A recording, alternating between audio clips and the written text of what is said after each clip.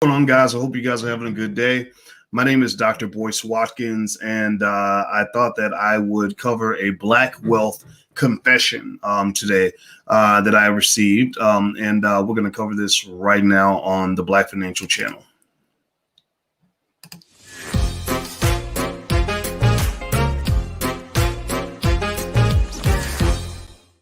Hey guys, here's what's going on. Basically, I got I don't know if you guys know this or not, but I invite you guys to submit your Black wealth confession. And I thought to do this because I realize there are a lot of people who've made mistakes financially, who've done things that maybe we're a little bit embarrassed about. So I thought that I would open the door for you to come to the altar and lay down your confession judgment free, and get some feedback on it, and also get an opportunity to learn from the mistakes of others. So do me a favor, hit the thumbs up button as you come in. Also, hashtag B1, put a hashtag B1 in the chat if you're Black first. We're always Black first here. And make sure you hit the subscribe button and the notification bell. That notification bell is really important if you're watching anywhere on YouTube, because if you don't hit the notification bell, you won't get notified. So even if you're a subscriber, hit the notification bell so you'll be notified when we go live. So today is Black wealth confession that I want to cover, and I'm going to talk a little bit about the stock market also. I'm going to read it to you. It says, I was raised to get a job. How common is that? That's the first sentence. He says, I was raised to get a job. So how many of you in the chat were raised to get a job? Give me a yes or no. They breed us like KFC chickens. That's what they do. KFC chickens are not raised to go to medical school. KFC chickens are not raised to go play in the NBA. KFC chickens are not raised to go run a franchise. KFC chickens are raised to be ready for slaughter, right? So they raise us like KFC chickens. They prepare us to take care of their economic system, like we've done literally for the last 400 years. He says, I was raised to get a job. I settled for what everyone said was a good career and had no interest in it. So he picked a career that everybody told him to pick, but he didn't have any interest in this career. That's really interesting. He also says, halfway through college, I just couldn't take it, and I switched to business management. So he switched his major to business management because he wanted to study something different, something that was a little closer to what he felt he would be interested in.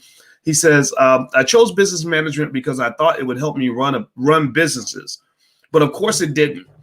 I'm now $40,000 in debt, live with my parents at the age of 26, and can only get low-paying jobs. I work for a plant with hectic shifts. Such a broad degree didn't help me gain a skill. How would I navigate this situation and become financially independent? All right. Well, first of all, I want to say thank you for submitting your Black wealth confession. Anybody who wants to submit a confession anonymously, just go to blackwealthconfessions.com. That's blackwealthconfessions.com. All right. So here's the deal. There's a lot to unpack there, and I'm going to unpack this, kind of piece by piece. First of all, this is a common mistake. A lot of people make that error when it comes to college. A lot of people think they're going to college is going to really set you up financially. And it doesn't mean it can't help. College graduates do make more income on their jobs than people with high school diplomas. That is a fact. I think that the bigger question, and this was something I had to grapple with, because you guys know, I taught on college campuses for 27 years. I taught at some really good schools. And my opinion changed over time because I started realizing the racial realities of being Black with a college degree. I also started noticing how the cost of tuition was going way, way up, and the debt levels were going way, way up, in conjunction with the cost of tuition. So the first thing, in terms of, being raised to go get a job, that's very common. That's pretty much what a lot of Black parents do to their kids. And I encourage you guys not to do that, because what you're doing is you're boxing your child in. You're boxing them in.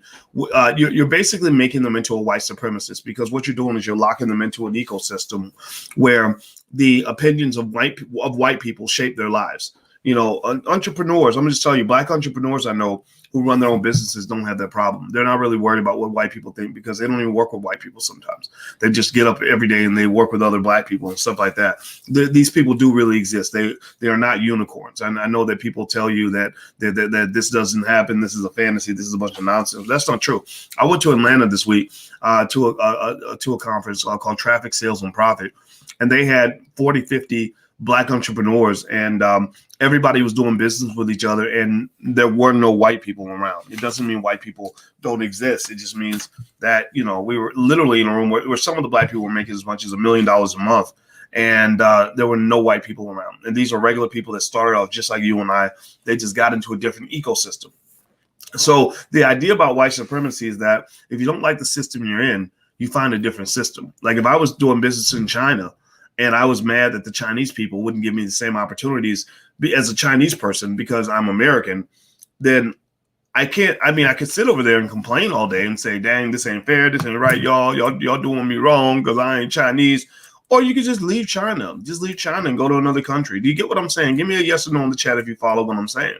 I know this is radical. I know that you're not used to this because for 400 years you've been forced to, and you're encouraging each other to submit to something that doesn't work in your best interest. But I'm just telling you that there is a better way. There are options for you. That's just the truth. All right. So the interesting thing here, the other interesting thing about this Black Wealth Confession was he mentioned picking a major that he wasn't really interested in that other people told him to do. That happens all the time. I see a lot of young people. I used to work with this group in Louisville, Kentucky called Black Achievers. And they gave me my first scholarship to college back when nobody else would. And Black Achievers, one thing I noticed that was really interesting is there were like a lot of times if you are a good student in high school, you want to impress adults. You want adults to say, oh, that's a good kid, whatever, right? So they pick majors like engineering, not really knowing how freaking hard engineering is, right? They pick a major like engineering, not knowing that it's not exactly the most exciting thing in the world. It's not a bad major, but you pick it because it sounds good. It sounds good to say, oh yeah, I'm going to go to the University of blah, blah, blah and major in engineering. I have a scholarship, right? People love that. People love to hear that. But the problem is that you have to make the decision in your own life of where you want to be. This is really a message for young people that are listening. You can't let old people tell you what to do, like because they'll tell you to go do something that you don't even want to do, and you'll be miserable for the next 30 years. And so really just the idea of picking your career for the rest of your life at the age of 18, that right there is a little bit flawed, right? But then picking it because somebody told you to do it, big mistake, big mistake. I've made that mistake. I remember I didn't know what to do when I was 17. I didn't know what to. I was like, I don't want to be broke. So what should I do? My father said, go to law school, become a corporate lawyer. Then you'll have money. So I was like, oh, okay. So I literally so for the next 3 years, when people say, what are you going to do with your life? I'd be like, oh, I'm going to go to law school and become a corporate lawyer. And it sounds really impressive. But what's lacking is self-discovery. You have to discover yourself. You got to find yourself because you got to examine yourself to know what's going to make you happy before you can go find what's going to make you happy. Some people don't even, they don't have happiness. And then if you ask them, what makes you happy? They don't even know what makes them happy. Right? How are you going to go find happiness when you don't even know what to look for? Seriously. Or how are you going to find freedom when you don't even know what freedom looks like? Right? So what I encourage you to do is figure out who you are and don't apologize for that. And then go find a way to get that person the things that they need in order to feel complete and fulfilled. Another interesting thing about this Black Wealth Confession, hit the thumbs up button if you haven't done it yet. Please hit the thumbs up button. Is he says he switched his major to business management, and he chose business management because he thought that would teach him how to run businesses. And big mistake, common mistake, a very common mistake. Happens a lot at a lot of universities and even HBCUs. I hate saying it. I love my HBCU folks, but I think it's a misconception if you feel that HBCUs were designed or that they are run in a way that's designed to liberate Black people. HBCUs, many of which were started by white people, actually, were created to get Black people ready to enter the workforce at a certain level, right? That's what they were designed for, and that's what they still do to this day. That's why, for example, Howard University has Dr. Claude Anderson, who wrote Powernomics, the most influential economics book in arguably in the last 100 years. And he's right there in that city, and they never had him to campus as a speaker because Dr. Anderson speaks about liberation. He speaks about getting off the corporate plantation, and that's not necessarily a message that a lot of people want black folks to hear. They want black people donating to the system. They want you contributing to the system. That's why they'll pressure you into, if you say, well, I don't think I want to vote, they'll pressure you and say, if you don't vote, then you don't count and you're a terrible person and this, that, and the other. Or if you leave the ecosystem and say, I want to start my own business, people don't encourage that. They kind of want you to go find a good job and stuff like that because they convince you that that's the safe route. Well, it's not. First of all, business management is probably one of the most ridiculous majors that there is because you don't learn any specific skill. A plumber has a skill. An electrician has a skill, right? An accountant has a skill, right? They have a skill, a trade, something that they can say, I can do this and I can show you I can do this. And I have a professional license that verifies I can do this. Business management is kind of like fluffy and broad and, like what can you do? Well, I can manage a business. Well, do you have a business? No. Well, why don't you create a business? I don't know how. Well, then what the hell is that? That's crazy, right? So a lot of students go to business school thinking it'll teach them how to run a business, and it doesn't. So if you send your child to business school, make sure you send them to something separate, maybe online, where they can actually learn how to start a business so that then they can apply their business management skills to a business that they own. A lot of business management graduates are like people with a driver's license, but they don't even own a car. They don't have the money to buy a car. So they're waiting. They're like, so what do you do? Well, I can drive a car. Well, do you have a car? No. Okay, so you're just going to sit on the sideline and do nothing until somebody gives you a car to drive. Well, that's not a very empowered existence. If you want to know why so many black people feel like slaves and feel trapped, it's because you don't have an empowered existence because you weren't prepared to have that. An empowered existence is when you have the ability to manifest the things that you need that will allow you to get max value out of your skill. Okay. Now, by the way, if you want to teach wealth to your kids, things like that, we have really great financial workbooks for children at financialworkbooks.com. We also have flashcards as well. We have a ton of stuff, a ton of resources. In fact, actually on Amazon, we just released a Black entrepreneur activity book for kids. So if you want to go take a look at that, feel free to go to Amazon, just look it up, look up my name and look up Entrepreneur Activity Book, and it's out there. And then also you can check out workbooks and flashcards as well at financialworkbooks.com. Hit the thumbs up button. Please hit the thumbs up button if you haven't done it yet. All right, so here's the other piece. Okay, so he's $40K in debt, which is very common for college graduates. Half of all Black college graduates default on their student loans. That's an absolutely tragic statistic.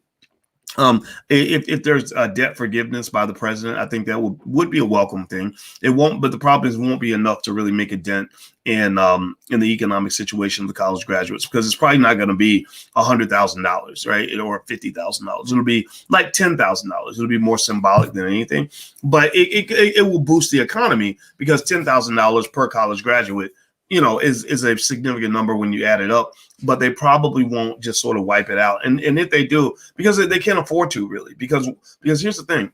Biden is a guy who is he's not a leftist. He's not a radical liberal. He's a corporate guy. So Biden, I mentioned this to you, I'll mention it again. Biden actually pushed through the law that says you can't write your student loans off in bankruptcy. So if he had not pushed that law through, a lot of you wouldn't have any debt because you would have declared bankruptcy and the debt would have disappeared. But because they pushed through that law, the companies asked him to do this. He pushed through a law that basically says you cannot get away from this debt no matter what. This debt will stick to you like a really bad STD.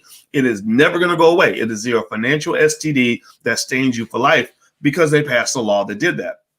So if they really wanted to eliminate debt, they would just reverse that law. But they're not going to do that because people will lose money. So what they're going to do is they're going to forgive some of the debt. And they're going to make sure, though, that the companies remain whole. Because remember, politicians don't work for you. They work for the people that gave them money. They do not work for you. They work for the donors. So because they work for the donors, the corporations that gave them the money to pass through that law are going to say, you can do whatever you want. Just make sure we don't lose anything. Right. So that means that every dollar they give you, they got to go give a dollar to them, too, to make sure they're balanced. That's why Obamacare wasn't as effective as it could have been, is because, the healthcare industry is like, we don't care what you do for the world. Just don't make sure we don't lose any of our money. Right. Well, that's kind of hard to do because now you're paying two people. Right. And the government at the end of the day is going deeper in debt because they're trying to pay two people, when really it would make more sense to take something away from this group and give it to that group. Right. Take something away from the rich and give to the poor.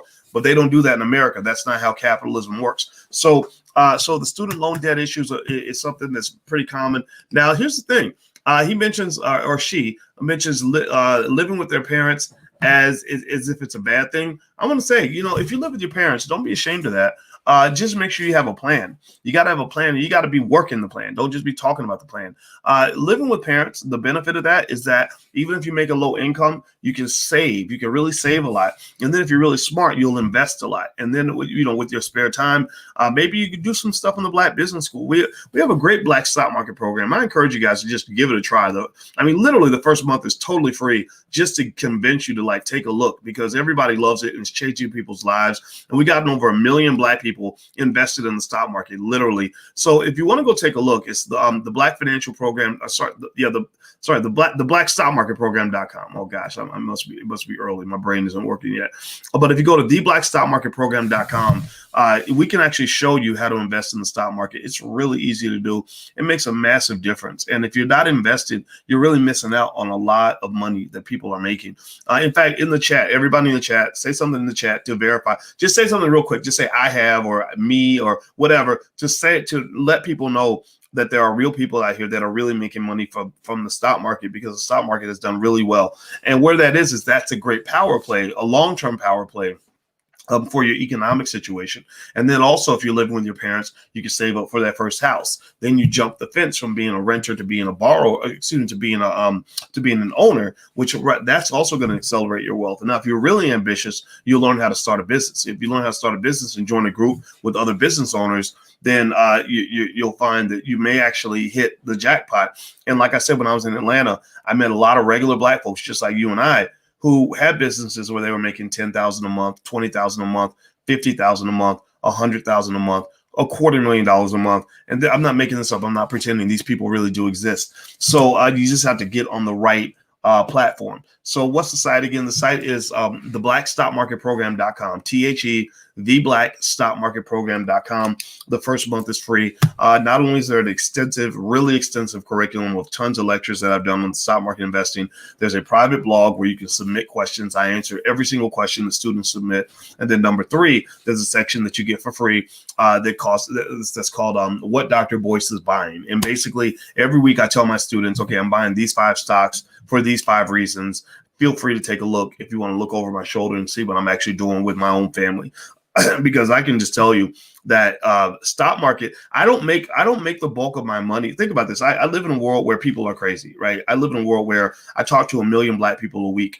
And so you run into crazy people who get mad. And also, I don't hold back the truth. I say what's on my mind. I don't apologize for that. So you get people that get mad and they're like, we hate you. I loved you last week, but I hate you this week. And we're going to cancel you, blah, blah, blah, blah. Right. So that meant, I knew that because truth is such a costly commodity now, because you get punished for telling the truth, I had to diversify my income streams so that in case somebody tried to cancel me, I would be okay. Well, I protected against that by basically making sure that my stock market portfolio was strong, and I generate the bulk, a big chunk of my personal income, probably the bulk of it, from stock market investing. Right. And these are techniques that I show you in addition to all the theory you learn from having a PhD in this stuff. There is money out there all over the place.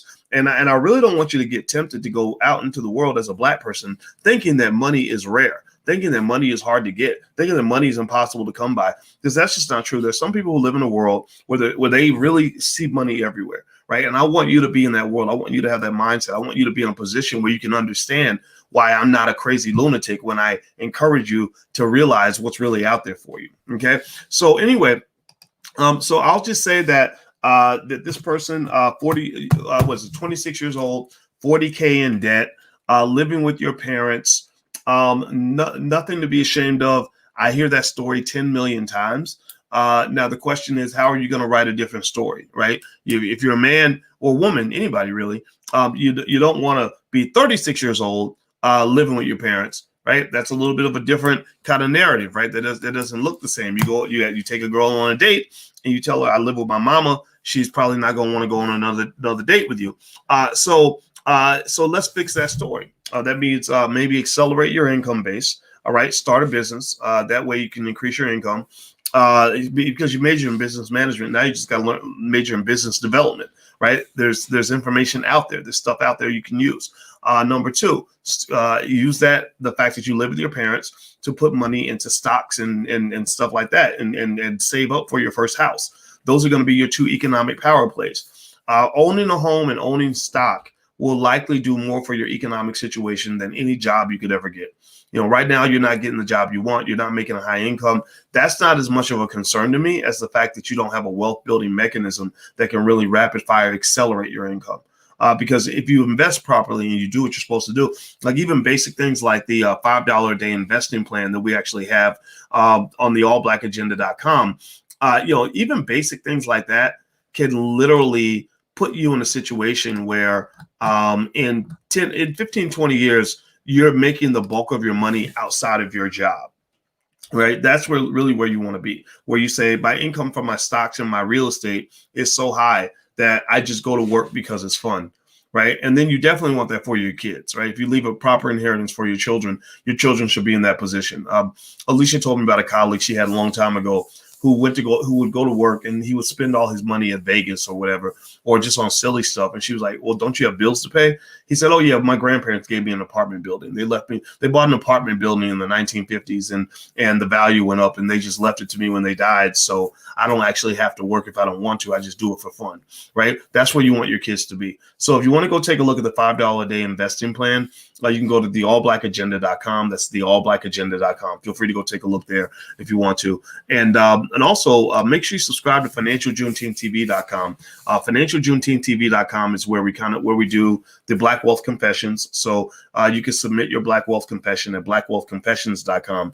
And if you subscribe and hit the notification bell at financialjuneteenth.tv.com, that's where I deliver the confessions and lay out the breakdown. So I'm going to get out of here, guys. I hope that this helps you. I'll follow up later on today on the Black Financial Channel with some stock market updates. Nothing really interesting is happening, just the same old stories about the virus and whatever. So we'll talk about that a little bit later. Well, I hope that this helped you. Hit the thumbs up button, share, and subscribe button on your way out. It was great talking to you, and I'll see you guys soon. Take care. Peace.